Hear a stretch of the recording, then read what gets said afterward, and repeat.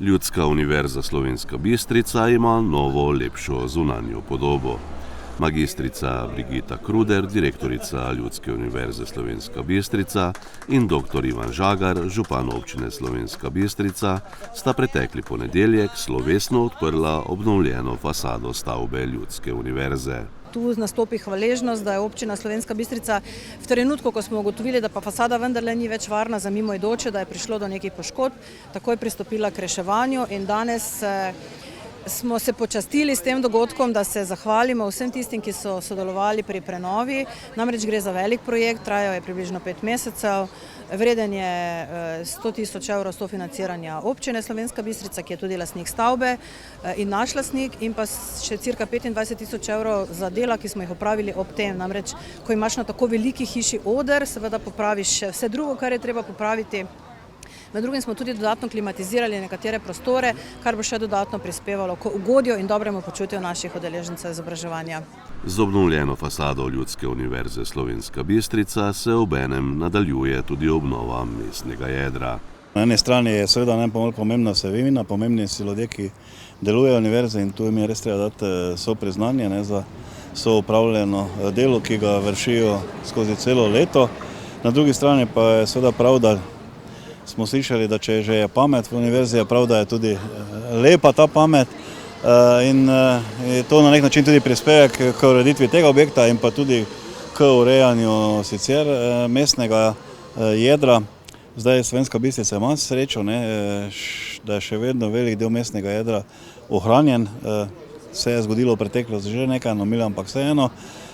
Zdaj to mestno jedro se kar tudi ureja, tako ti objekti, ki so javnega pomena, kot tudi zasebniki, tudi s pomočjo teh subvencij, ki so na voljo. Je pa res, da še je kar nekaj stvari za postoriti in jaz upam in verjamem, da se bo to nadaljevalo tudi v prihodnje. Tudi zato je občina kar nekaj objektov odkupila v starem mestnem jedru, ker je pač namen tega tudi urediti, predati s tem urejanje tudi v uporabo in s tem na nek način ohraniti ali pa spodbiti tudi dodatno življenje v starem mestnem jedru. Vemo, da to ni vedno najbolj enostavno in mislim, da je potrebno ta program nadaljevati. Jaz pa upam, da bo v prihodnje tudi mogoče še iz kakih drugih virov nekako zagotoviti dodatna sredstva, da bo lahko to urejanje še nekoliko lažje steklo.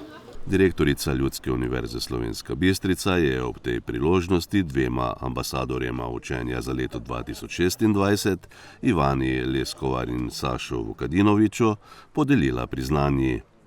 Ob stavbi so simbolično posadili tudi javor, denar je prispeval Lions Klub Slovenska Bistrica, v imenu kluba je drevo posadil predsednik dr. Matjaž Šraml. V bistvu v tem launističnem letu je bil nekako projekt oziroma rdeča nit skozi celotno leto, nekako naredimo nekaj dobrega za prihodnost, za življenje, in v tem smislu zasadimo nekaj medenih dreves, kakorkoli pač, da nekako opozorimo na pomembnost seveda prihodnosti življenja. In ko smo ugotavljali, da je ravno tale prenova Ljudske univerze v zaključni fazi in ker mi domujemo, naš Lions Klub že 17 let domuje Ljudske univerzi Slovenska Bistrica, smo nekako videli priložnost, da nekako vključimo tole aktivnost in smo v bistvu ugotovili tudi, da nas čaka tukaj zelo primeren prostor oziroma mesto, kjer bi lahko nekaj naredili, in smo seveda potem v sklopu nekako enakosti, da gre za nekak